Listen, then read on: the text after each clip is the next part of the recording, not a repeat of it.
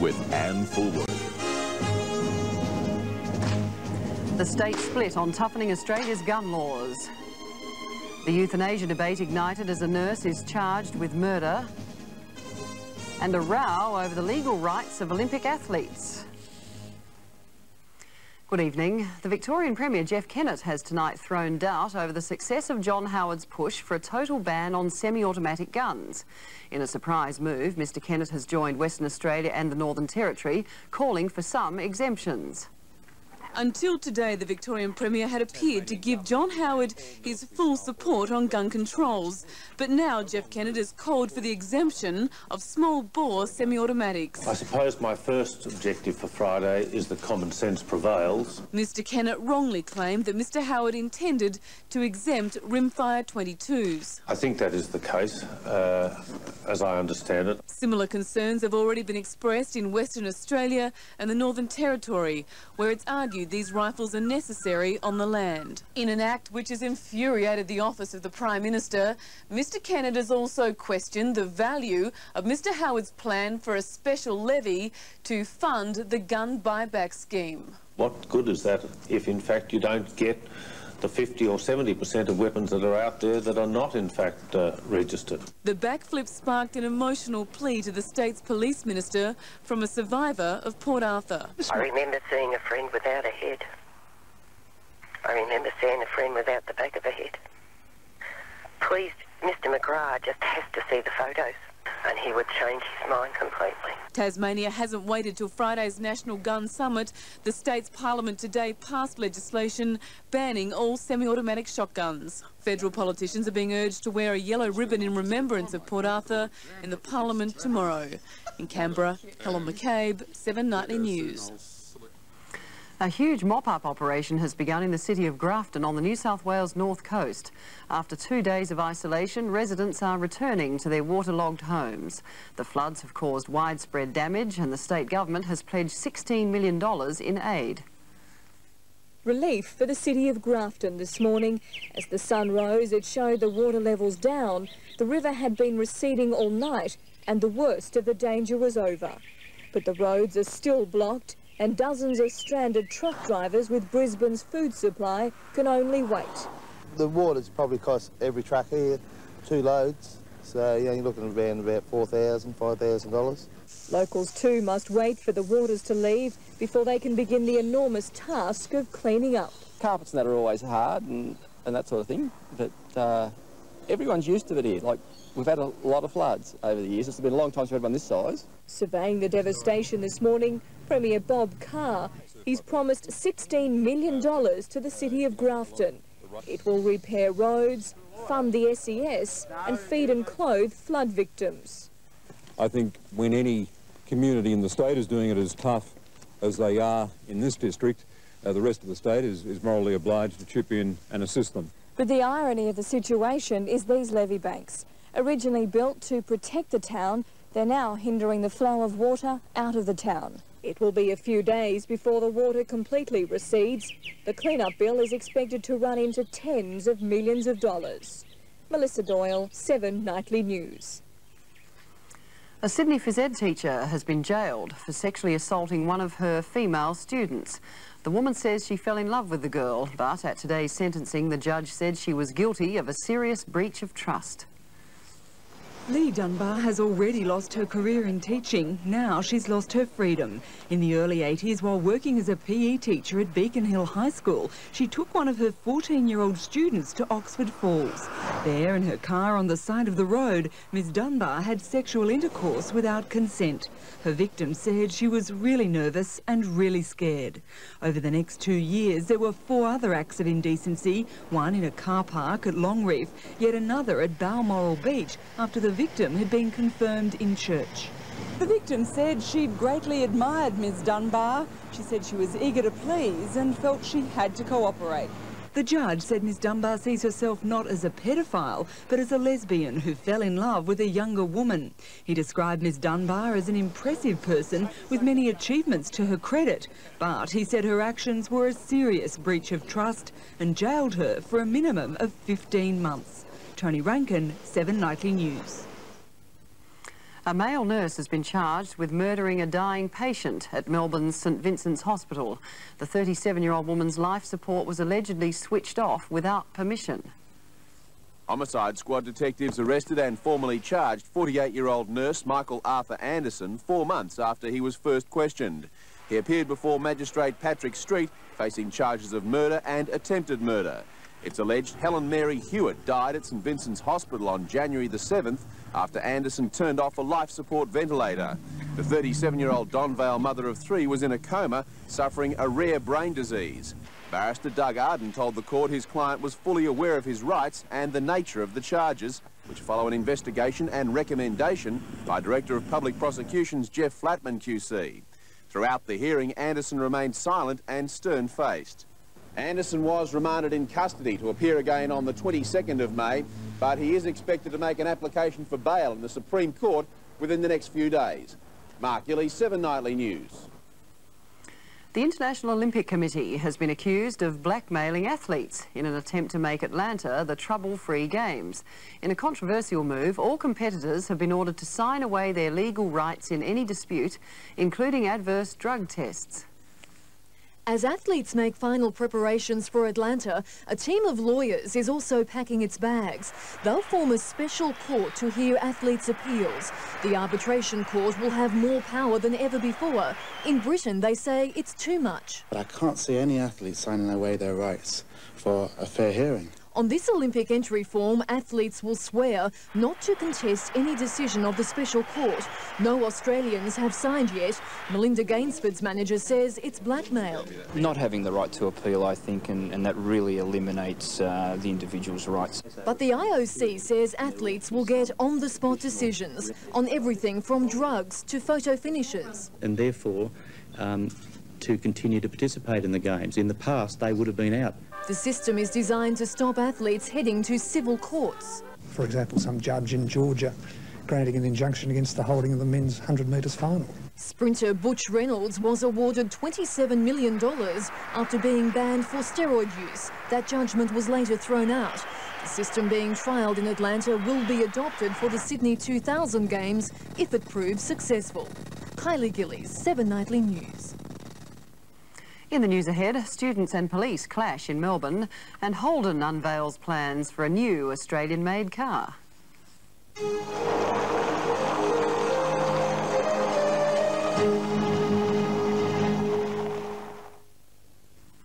The Senate is to hold an inquiry into Victoria's Crown Casino within a week, amid continuing allegations of impropriety in the tendering process.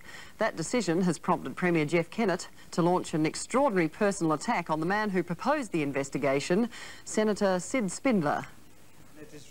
Sid Spindler was instrumental in setting up the inquiry into Crown Casino, and angry Jeff Kennett's branded it a witch hunt and launched a stinging personal attack on the senator. Sid Spindler was a member of the Hitler Youth. And I don't say it lightly, he was. And he finishes his public career in exactly the same way that he started. Senator Spindler, who was born in Poland of German parents in 1932, says it's a pity Mr. Kennett's descended to character assassination. All German girls and boys were automatically enrolled in the youth division of the Hitler Youth at the age of 10. We had no choice. Calls for an investigation began after it was revealed details of casino bids were sent to Treasurer Alan Stockdale. The Senate inquiry will centre on whether the information was leaked to Crown, giving it an unfair advantage over rival ITT Sheraton. Meanwhile, Mr. Kennett has confirmed he's struck a deal with the opposition to offer all Victorian MPs a new car and free petrol. The expensive perk comes on top of their recent 1.6% pay rise. Helen Vines, 7 Nightly News. And still in Melbourne, as many as 50 police, some on horseback, were called today to break up an angry demonstration at La Trobe University.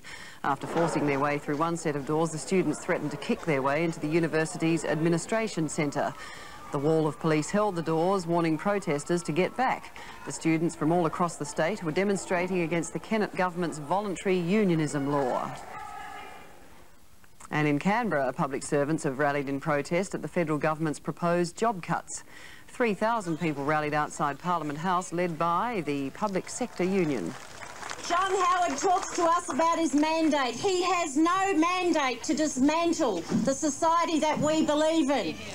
The union estimates 15,000 jobs will go as the Howard government looks for $8 billion worth of cuts to balance the budget. Further protests are planned in a national campaign, including a possible 24-hour strike. Now to news overseas, and the United Nations has issued a critical report rejecting Israel's explanation of the shelling of a refugee camp in South Lebanon.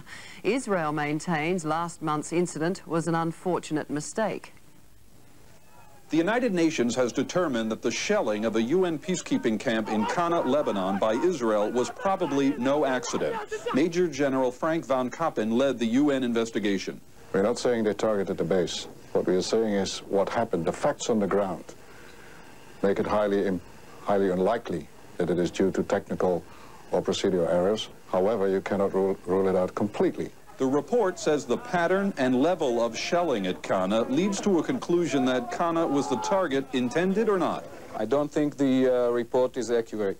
The United States is upset with the results of the probe. Washington criticizes UN Secretary General Boutros Ghali for unjustified conclusions. Major General von Kappen admits when he first arrived to investigate, he thought he would conclude the attack was a total accident. What I found on the ground didn't match the story. The UN says Israel has since revised its firing precautions near UN compounds. Elsewhere, it's day 2 of the International War Crimes trial in The Hague and a surprise reduction in the number of charges. Bosnian Serb Dusan Tadic was facing 44 charges, but the chief prosecutor, Australian Grant Neiman, dropped 13 of them and withdrew the charges of rape. Mr Neiman told the court he couldn't guarantee witnesses would testify against the accused. About 150 witnesses are expected to give evidence before 3 judges, including former Australian Governor-General Sir Ninian Stephen. And in Rome, the trial of former German Nazi SS officer Erich Priebke has begun. The 82-year-old is accused of involvement in the wartime massacre of more than 330 Italians. Russia and Britain are tonight embroiled in a spy row, the likes of which haven't been seen since the end of the Cold War. Russia claims the British High Commission in Moscow is the focal point of a spy ring, and it's threatening to expel 9 British diplomats. A meeting between British and Russian officials today failed to confirm those allegations. London has warned Moscow that it will react with tit-for-tat expulsions. The first Australian-born astronaut to command a space shuttle mission says he'll carry a boomerang with him as a good luck charm. Adelaide-born Andrew Thomas will be payload commander and mission specialist on the USS Endeavour. Today he spoke via satellite to some of the folks back home. On Sunday week, Adelaide's Dr. Andrew Thomas is to be blasted into space on the most ambitious shuttle program yet, and with him will be several good luck charms. I'm also carrying a boomerang with me, which I've been assured will guarantee that I will come back. The Premier and guests, including wide-eyed schoolchildren and the astronaut's father Adrian, were given a fascinating insight into the 4 years of effort required for such a mission. You need to have a fair bit of tenacity to join a program like this. When I joined this program, there were 2,000 other applicants. Given good weather and no technical hitches, the shuttle will be launched soon after sunrise and complete 160 orbits of the Earth, touching down 9 days later. The main aim is to deploy and retrieve satellites and erect a giant antenna in space. As the countdown continues, both father and son are becoming increasingly anxious as memories of the Challenger disaster don't go away. It will cross your mind, but I think he's well adjusted and just wants to get on with it. Mike Smithson, 7 Nightly News. Now to news in business, and more than 700 jobs are about to be created in a deal worth $1.4 billion to the Australian car industry. General Motors Holden has confirmed the deal will see it produce a second car at its Adelaide plant. The Vectra is destined for the domestic and Asian markets. This is the Opel Vectra, and although this model is a European left-hand drive, it's otherwise pretty much what will be coming off GMH's production line in 1998. It's an investment in the region of $200 million for GMH, but an after-tax profit of $260 million last year has left the car giant in a very good position to build a new production line for a car aimed mainly at export markets. And there's help from the government too. And the South Australian government is giving them the benefit of our general policy of rebates on payroll tax for exports. But it was in Melbourne that the big announcement was made, with union leaders joining GMH management to spread the news of 700 new jobs at Elizabeth and a flow-on effect for local component manufacturers. This, in fact, is the first time in nearly 10 years we've seen a new car, a new product, enter the Australian economy. GMH expects to produce up to 15,000 Vectras in the first year, eventually increasing that number to 30,000. Bryony Hume, 7 Nightly News. And still in finance news, not such a good day on the share market today. Late afternoon selling eliminated any early gains on the day, and the All Ordinaries fell 9.8 points. Wall Street overnight fell 43. Among the blue chips, CRA was up 30, BHP lost 8 cents, News Corp had a fall of 19 after a fall in its 3-month profit result. Among the banks, NAB was in positive territory where others fell, and the gold sector was strong, Newcrest up 12 cents. The dollar tonight trading at 80.24 US cents. It's reached the target, 84.54 yen, 53.04 pence. The US dollar, 152.43 Deutschmarks. Gold's at 3.94 even. The FT100 unchanged in early trade. The Nikkei rose 2.33 today. The Hang Seng fell 85. Now, on the subject of money, Australia is about to get a new banknote. The plastic $100 bill is the last to make the switch from paper. And appropriately, the new note is mainly green, featuring portraits of opera star Dame Nellie Melba and military leader Sir John Monash. The Reserve Bank says it will be almost impossible to counterfeit. It's out next week and sure to be a collector's item. And I hope we collect many of them. Coming up, Mark Geyer pays dearly for his weekend outburst, and the legends of AFL relive past glories in the name of the game. Cummings brilliantly. Viewing's good at this situation. He'll wrap it up. Now to news in sport, and it's been a big night out for the AFL with 2 games to celebrate the centenary of football and a crowd of more than 75,000 at the MCG. Geelong and Essendon replayed the original Aussie rules game, Essendon winning the century-old rematch, and a good one it was. Earlier, the former greats fought it out in the Legends game, proving they still remember all the right moves.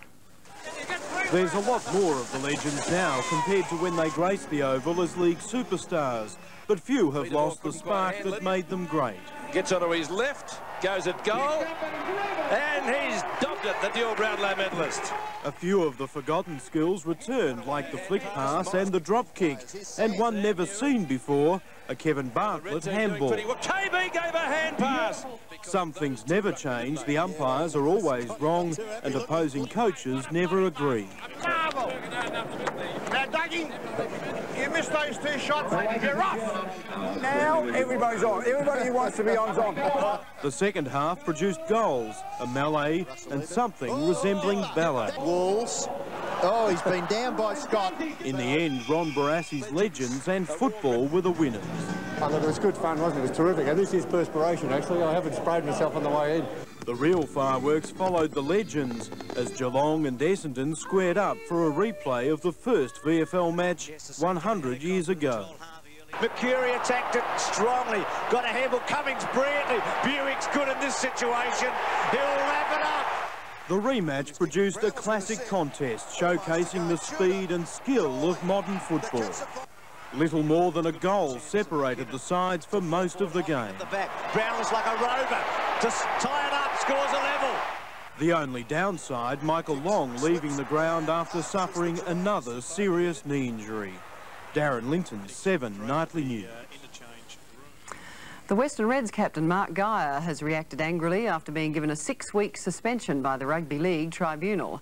Geyer appeared tonight via a video link from Perth. He was found guilty of recklessly throwing a water bottle at one touch judge and threatening another during last Sunday's clash with Canberra at the Wacker. The tennis world's in mourning tonight. Pete Sampras's coach and former player Tim Gullickson has been buried near Chicago. He died after a long battle with brain cancer. The world #1, Pete Sampras, joined mourners, including Andre Agassi, at the funeral. Sampras broke down during the Australian Open last year on hearing the news that his coach and longtime friend was terminally ill.